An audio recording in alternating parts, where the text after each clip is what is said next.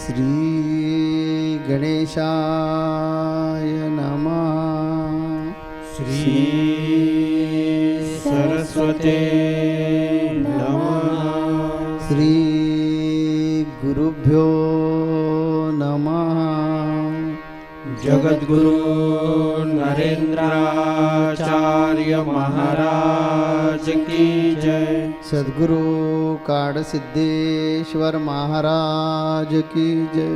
संत शिरोमणी गजानन महाराज की जय. आद्य जगद्गुरु रामानंदाचार्य महाराज की जय. सिया वल्लभ रामचंद्र की जय. गुरुर्ब्रह्मा गुरुर्विष्णू गुरुर्देव महेश्वरा. गुरुर्साक्षात् परब्रह्म तस्मै श्री गुरवे नमः. सार्थ श्री ज्ञानेश्वरी अध्याय 4. आजी श्रवणेंद्रिय पाहले जेणे गीता निधान देखिले. आता स्वप्नची हे तुकले साचा सरिसे. आधीची विवेकाची गोठी वरी प्रतिपादी श्रीकृष्ण जगजेठी आणि भक्त राजू किरीटी परी सतसे. जैसा पंचमाला पू सुगंधू की परिमळो आणि सुस्वादू. तैसा भला जाहला विनोदू कथेचा ये. कैसी आगळिक दैवाची जे गंगा जोडली अमृताची. हो का जपतपे श्रोतयांचे फळाली.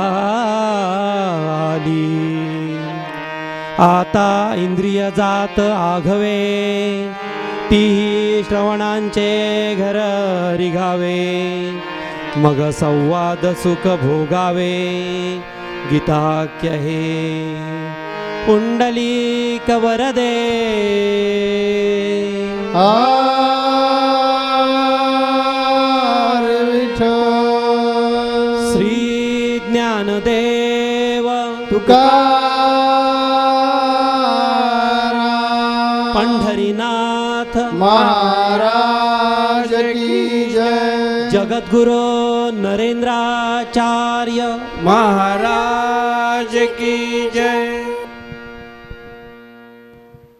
अनंत श्रीभूषित जगद्गुरु रामानंदाचार्य श्री स्वामी नरेंद्राचार्यजी महाराज यांच्या चरणकमलांना वंदन करून, आपल्या पीठाचे उत्तराधिकारी परमपूज्य कानिपनाथ महाराजांच्या चरणकमलांना वंदन करून आज ह्या महन्मंगल अशा संत संघाला उपस्थित सर्व गुरुबंधू आणि गुरुभगिनी यांना माझा सांप्रदायिक श्री गुरुदेव.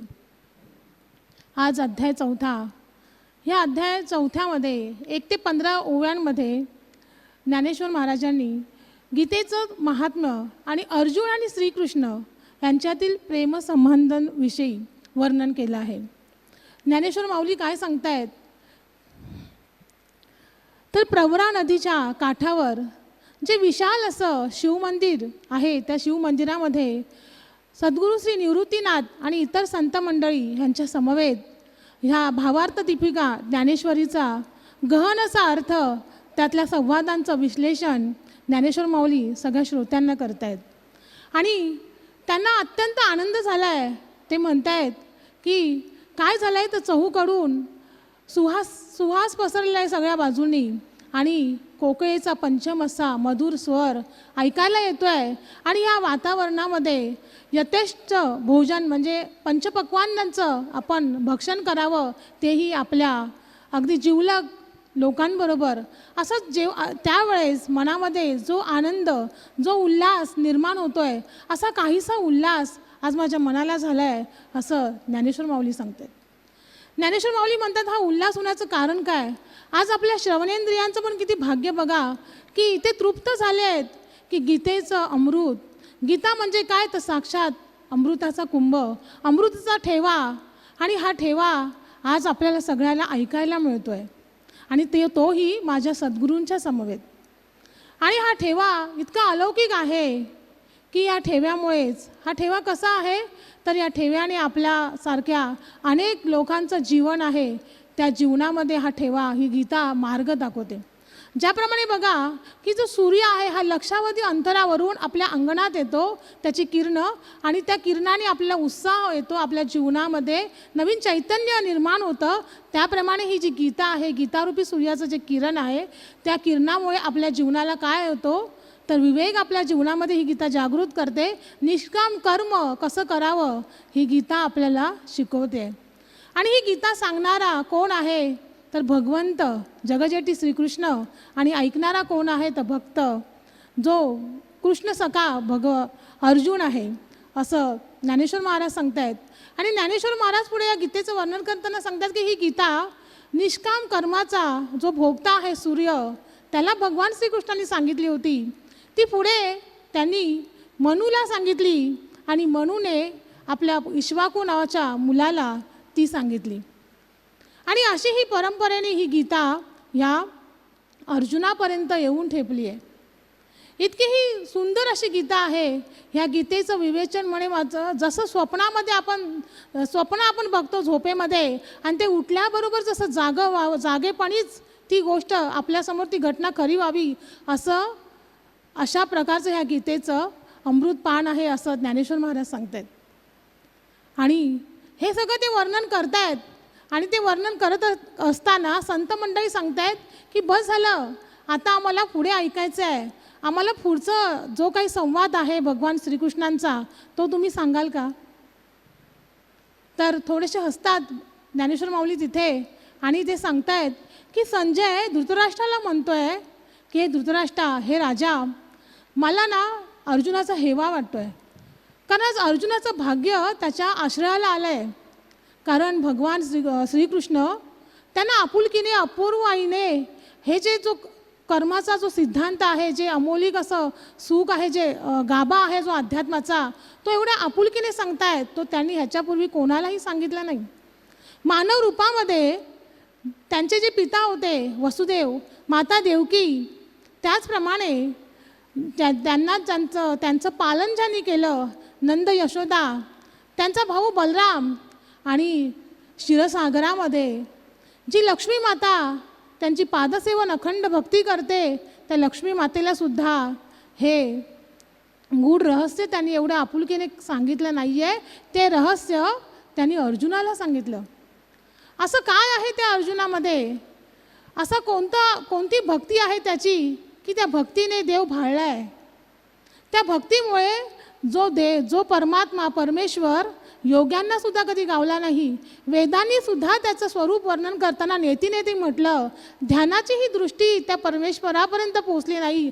असा हा परमेश्वर, असा हा परमात्मा ह्या अर्जुनाच्या एवढ्या प्रेमाने बांधला गेला. एवढं काय केलं त्या अर्जुनाने, एवढं काय आहे की जो त्याच्या अधीन झालाय. असा हा परमेश्वर यांनी काय केलंय तर मानव रूपाने त्याच्या समोर तो आलाय, सानिध्यात आलाय. सानिध्यातच आला नाही आहे तर त्याने काय केलंय, त्याच्या रथाचं सारथ्य केलं आहे, त्याचा तो सारथी झाला आहे. हे कशामुळे तर इथे मी एक दृष्टांत सांगते आपल्याला की भगवान श्रीकृष्ण आणि अर्जुन, नर आणि नारायण, हे ह्या दोघांचं इतकं एकमेकांवर प्रेम, इतकं सख्य भक्ती की अर्जुन हा सतत निरंतर अगदी प्रत्येक श्वासाबरोबर तो कृष्ण कृष्ण भगवंताचं नामस्मरण सदा करायचा. इतकं नामस्मरण की आपल्याला सगळ्यांना माहिती आहे की त्याच्या केसातून सुद्धा कृष्ण कृष्ण आवाज यायचा. एवढा परावाणीमध्ये तो पोचला होता. ही भक्ती परा अवस्थेपर्यंत पोचली होती. आणि जेवढा ध्यास अर्जुनाला श्रीकृष्णांचा होता तेवढाच ध्यास भगवान श्रीकृष्णाला सुद्धा अर्जुनांचा होता. एकदा खांडववन दहन जेव्हा केलं, तो एक प्रसंग आहे. त्या खांडववन दहनाच्या वेळेस संपूर्ण प्रसंग सांगायचा. एका राजाने यज्ञ केला होता 12 वर्ष. आणि त्या यज्ञामध्ये तो आहुती देत होता 12 वर्ष कसली तुपाची. आणि ती तुपाची आहुती घेऊन त्या अग्निदेवाला काय झालं होतं, कंटाळा आला होता आणि तो थोडंसं वातावरण हे होतं ते स्थिर झालं होतं. मग आता करायचं काय म्हणून काय त्याच्यावर उपाययोजना केल्यात आली की काहीतरी भक्ष्य ह्या यज्ञामध्ये हवं होतं. आणि म्हणून त्या खांडव वनाची व्यवस्था करण्यात आली की हे खांडव वन जाळायचं. आणि त्या खांडव वनातून जी लाकडं वगैरे आहेत, वृक्ष आहेत, ते जाळून त्याची आहुती या यज्ञामध्ये द्यायची. तर असा जो प्रयत्न करण्यात आला आणि ती जबाबदारी श्रीकृष्णांवर आणि अर्जुनावर सोपवण्यात आली होती. पण ते जाळत असताना एक अट होती की कोणतेही वृक्ष, कोणतेही प्राणी, पशु पक्षी ह्या जंगलातून, ह्या वनातून जाता कामा नये. आणि ती संपूर्ण जबाबदारी वासुदेव कृष्णांवर आणि अर्जुनांवर दिली होती. मग ही जबाबदारी पार पाडल्यानंतर योग्य प्रकारे अग्निदेवता आणि इंद्रदेवता आणि बाकीच्या इतर देवता प्रसन्न झाल्या आणि त्यांनी अर्जुनाला वर मागायला सांगितला. तेव्हा अर्जुनाने वर मागितला की मला वेगवेगळी शस्त्र, दिव्य अशी अस्त्र मला पाहिजेत. तर अग्निदेवाने आणि इंद्रदेवाने सांगितलं की तुला ते मिळतील. महादेव तर तुझ्यावर प्रसन्नच आहेत, त्यांच्याकडूनही तुला ते वेगवेगळी अस्त्र मिळतील. आणि तेव्हा त्यांनी एक रथ, दिव्य असा रथ अर्जुनाला बहाल केला.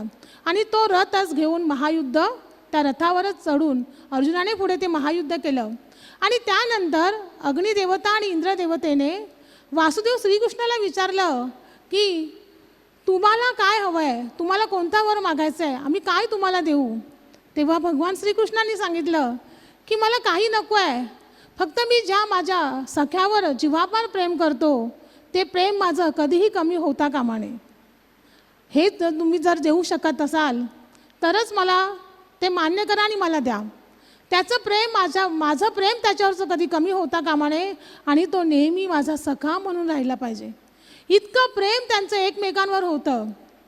भाविको, मला सांगायला आनंद होतोय की असंच प्रेम आपल्या गुरुमाऊली ह्या 21व्या शतकामध्ये गजानन महाराजांवर करतात. इतकं प्रेम आहे की मिनिटाला शरीर प्राणांची करीन कुरवंडी क्षण एक न सोडी संग तुझा. आपण सगळे तो अनुभव घेतच असतो. आणि त्याप्रमाणे माऊलींचं जसं अर्जुनाचं श्रीकृष्णावर प्रेम होतं त्याच पद्धतीने माऊलींचं मन सतत महाराजांच्या भोवतीच रुंजी घालत असतं. इतकं प्रेम आहे त्यांचं की त्या प्रेमाने बघा, जेव्हा असं प्रेम आपलं परमेश्वरावर असतं ना त्यावेळेस परमेश्वराला आपलं सगळंच बघावं लागतं. आपल्या सुखदुःखाची सगळी जबाबदारी तो पाहतो. आपल्याला त्याच्याकडे काही मागायला लागत नाही. मी 7-8 वर्षापूर्वी माऊलींचं बारामती येथे प्रवचन ऐकलं होतं. आणि त्या प्रवचनामध्ये माऊलीने एक दृष्टांत सांगितला होता की कसं शक्य आहे महाराजांचं आणि माऊलींचं. काय झालं होतं, माऊली दौऱ्यावरून परत आल्या होत्या. आणि दौऱ्यावरून माऊली परत आल्यानंतर माऊलीला रात्री दृष्टांत झाला की जो आपला अमृत कलश आहे हा कलश कारागिरांनी काहीतरी वेगळाच बनवला आहे. तर महाराजांनी सांगितलं की जाऊन बघा, तो कलश वेगळाच झाला आहे, त्याचा आकारही वेगळा झाला आहे. माऊली तशाच रात्री गाडी घेऊन वरती आल्या, पाहिलं तर खरोखरच ते सगळं दृश्य विचित्र होतं. माऊली पुन्हा सकाळी आल्या. माऊलींनी कळशी आणली, त्यावर आंब्याची पानं ठेवली, एक नारळ ठेवला आणि ते कारागिराने दाखवलं की असा अमृत कलश आम्हाला इथे बांधायचा आहे. तात्पर्य काय की भाविको, असं अखंडित अनुसंधान आपण जर परमेश्वराचं घेतलं, गुरूंच्या ठाई आपण जर असं प्रेम केलं तर तो देव, ते गुरु तत्व त्या प्रेमाच्या बंधनाने, धाग्यानेच बांधू शकतो आपण त्यांना, अन्यथा कशानेही बांधू शकत नाही. कितीही मजबूत लोखंडाची साखळी जरी आपण बांधली तरी ते तोडण्याचं सामर्थ्य त्या शक्तीला आहे. परंतु प्रेमाचा असा एकच दोरा आहे की तो दोरा ते कधीही तोडू शकत नाही. म्हणून तर जनाबाईंनी म्हटले ना, धरीला पंढरीचा चोर गळा बांधून या दोर. तसंच माऊलींनी सुद्धा महाराजांना इतकं प्रेमाने बांधून ठेवलं जसं श्रीकृष्णाला अर्जुनाने बांधून ठेवलं होतं. इतकी सख्य भक्ती आपण सुद्धा आपल्या गुरूंवर केली पाहिजे. मग मला सांगा, एवढी जर सख्य भक्ती आपण जर आपल्या गुरूंवर केली तर आपल्याला त्यांच्याकडे काही मागायची गरज आहे का?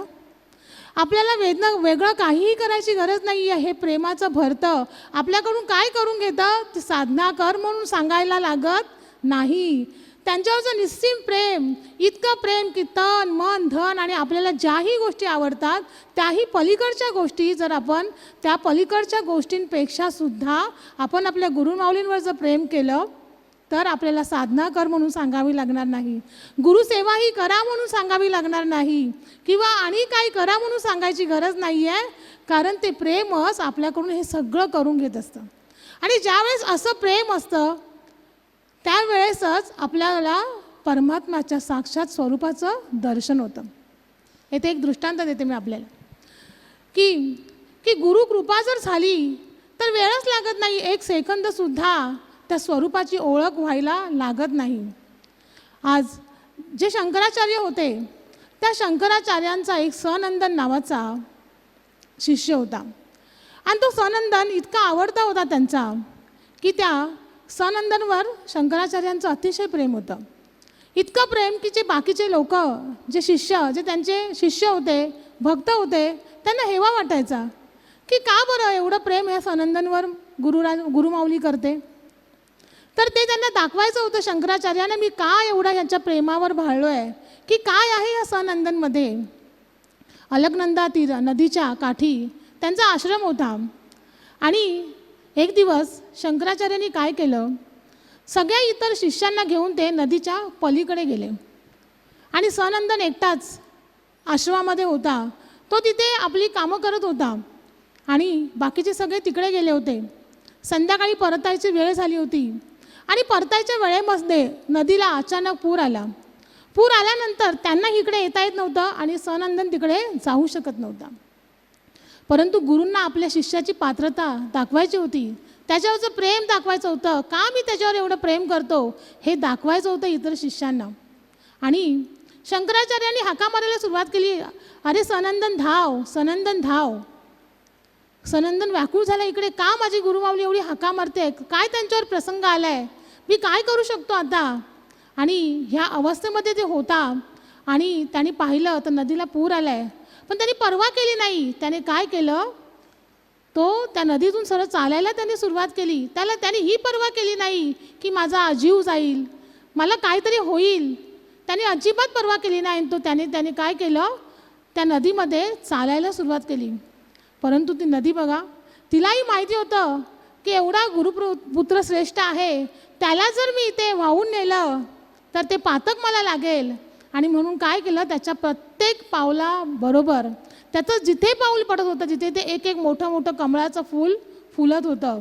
आणि त्या कमळाच्या फुलांनी त्याला रस्ता बनवून दिला आणि तो सनंदन शंकराचार्यांपर्यंत पोचला. शंकराचार्यांकडे गेल्यानंतर त्यांनी विचारलं गुरुदेवांना की काय झालं, आपण ठीक तर आहात ना. त्या गुरुदेवांनीच त्यांना सनंदनला विचारलं, अरे बाबा मी तर ठीक आहे, पण तू ठीक आहेस ना, तू एवढ्या नदीतून आलास, परवाही केली नाहीस की तुझ्या जीवाला काय होईल, तू तर ठीक आहेस ना.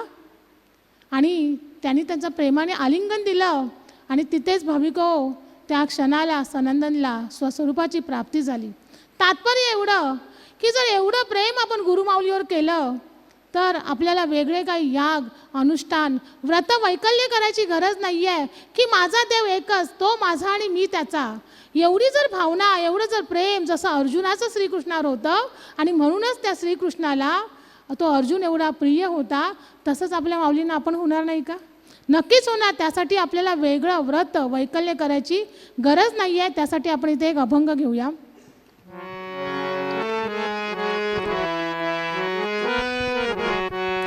रुद्राक्षांच्या नकोत माळा, नको त्रिकाली स्नान, भुकेला भक्तीला भगवान, भुकेला भक्तीला भगवान, भुकेला भक्तीला भगवान. रुद्राक्षांच्या नकोत माळा, नको त्रिकाली स्नान, भुकेला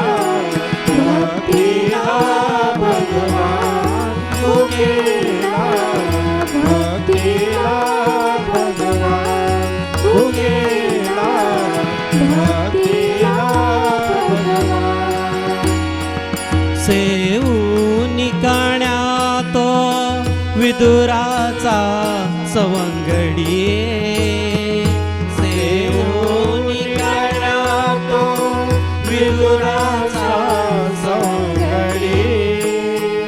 त्या सुदाम्याची या पोह्यांची आवडी त्या सुदाम्याची पोह्याची आवडी.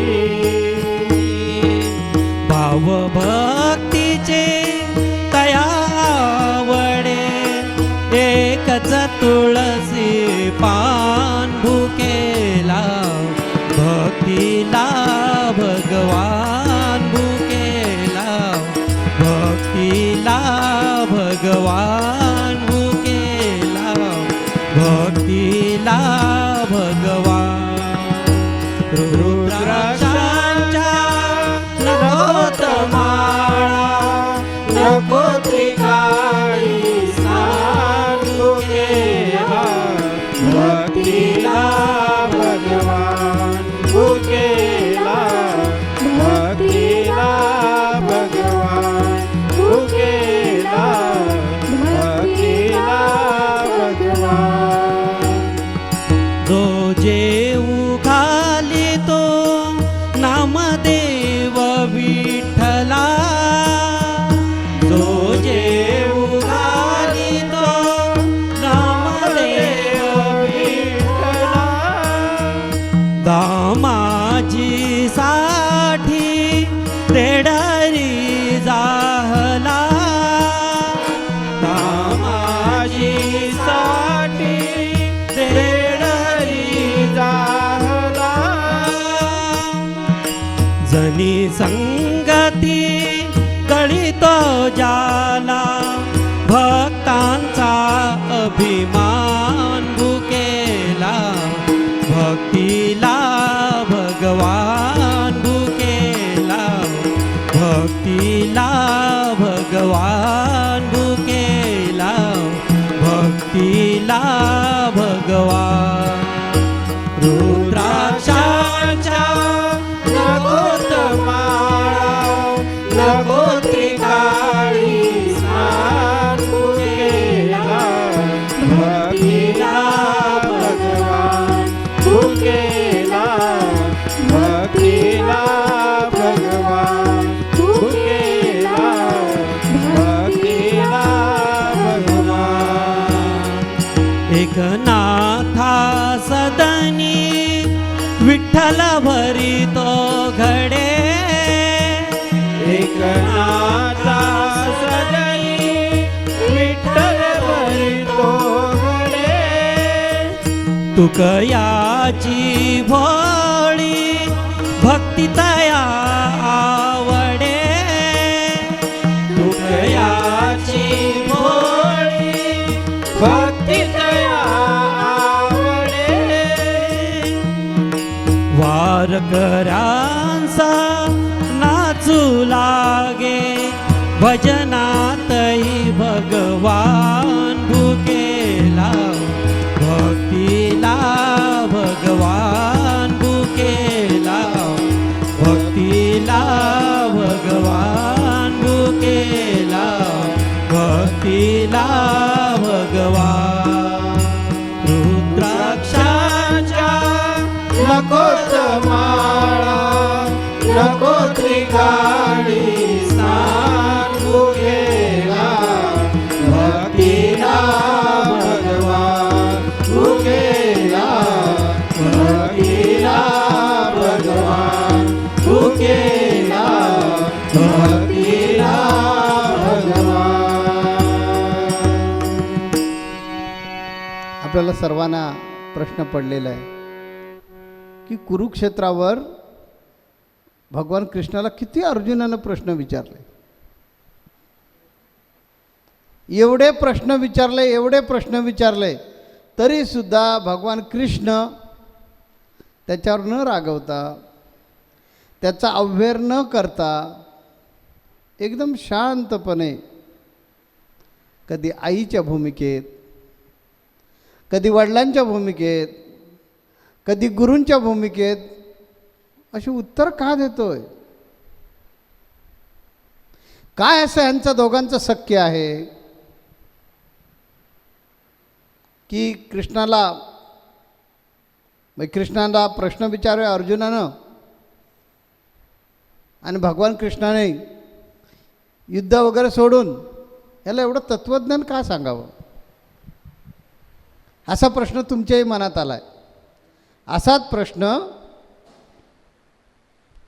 ज्ञानेश्वर माऊलींनी जे प्रवरा नदीच्या किनारी ही जी ज्ञानेश्वरी लिहिली त्यावेळी असणाऱ्या सर्व साधू संतांच्या मनामध्ये पण तोच प्रश्न निर्माण झाला. कारण हे जे ज्ञान आहे ना, हे ज्ञान भगवान कृष्णाने सूर्याला दिलं. सूर्याकडून ते मनूला मिळालं. मनू म्हणजे माणूस. आणि त्या मनूपासून सर्व माणसांची हळूहळू उत्पत्ती झालेली आहे आणि आपण शेवटी मानव झालो. आता हे गीतेचं तत्त्वज्ञान कंठस्थ करत करत करत करत करत इथपर्यंत आलेलं आहे, भगवान कृष्णांपर्यंत आलेलं आहे. आणि भगवान कृष्ण हे ज्ञान परत कुरुक्षेत्रावर अर्जुनाला देत आहेत. अर्थात ही परंपरा खंडित झालेली नाही आहे, कारण याच्यामध्ये प्रेमभाव आहे आणि त्यामुळे तो परत जागृत होतो आणि परत कृष्ण आणि अर्जुन जन्माला येतात. भगवान कृष्ण म्हणजे आपली ज्ञानेश्वर माऊली आहे आणि श्रवण करणारे आपण अर्जुन आहोत. मला वाटतं आणखीन काही त्याच्यात कालावधी गेला आहे, म्हणून आपल्या संत संघामध्ये या गीतेचं प्रयोजन झालं. कारण आजपर्यंत आमच्या परंपरेमध्ये दासबोधा व्यतिरिक्त कुठलाच ग्रंथ लागला नाही. गुरुलिंग जंगम जे महाराज होऊन गेले, ज्यांनी इंचगिरी संप्रदायाची स्थापना केली, या गुरुलिंग जंगम महाराजांना तुकाराम महाराजच म्हणायचे. तर त्याने हा दासबोध ग्रंथ सुरू केला.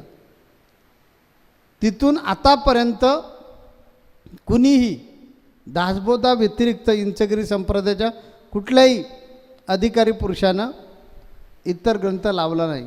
ते धारिष्ट माझ्याकडून कसं काय झालं?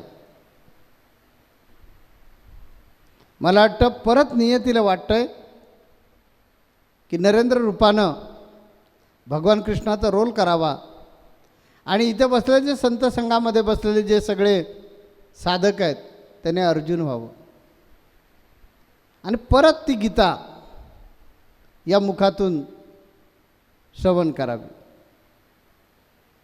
तर ह्याच्यामध्ये आहे प्रेमभाव. तुमचं माझ्यावर प्रेम आहे म्हणून आठवड्यातून वेळ काढून आपण संत संघाला येतो. मग त्यावेळी कुठल्याही प्रकारच्या अडचणी सांगत नाहीत आणि न चुकता संत संघाला येऊन बसता.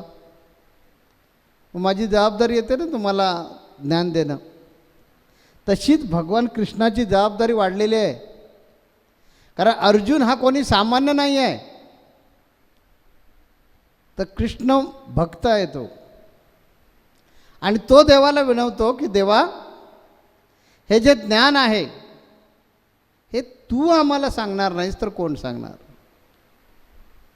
तू माझी आई आहेस, तू माझा वडील आहेस, तू माझा गुरु आहेस, तू माझा सखा आहेस, तू माझा बंधू आहेस, माझं जीवनाचं सर्वस्वच तू आहेस. आणि म्हणून का बरं माझा अधिकार पोचत नाही तुला विचारायचे प्रश्न? म्हणून मी तुला प्रश्न विचारले, म्हणून मी तुला वारंवार प्रश्न विचारतोय, तुला त्रास देतोय. पण मला वाटतं माझा तो अधिकार आहे. मी बरं तुला प्रश्न विचारणार नाही तर विचारणार कुणाला? तुझ्याशिवाय या विश्वामध्ये मला आहे कोण? अशा प्रकारे अंतःकरणपूर्वक अर्जुनानं भगवान कृष्णाला आळवलेलं आहे. आणि म्हणून भगवान कृष्ण परत विचारलेल्या प्रश्नांची उत्तरं देतोय. आता भगवान कृष्ण त्याला असं सांगतात की अर्जुना, आता तुझे जे मी ज्ञानयोग सांगितला, मी कर्मयोग सांगितला. आता तुझे कान आहेत ना, ते ऐकण्यासाठी आणखीन उत्सुक होऊ दे. मला तुला आणखीन काही सांगायचं आहे. आता ते काय सांगायचं आहे ते पुढच्या आठवड्यात आपल्याला ऐकायचं आहे. म्हणून इथे आपण आता रजा घ्यायची. जगद्गुरु नरेंद्राचार्य महाराज की जय. सद्गुरु काळसिद्धेश्वर महाराज की जय. संत शिरोमणी गजानन महाराज की जय. आद्य जगद्गुरु रामानंदाचार्य महाराज की जय. सियावल्लभ रामचंद्र की जय.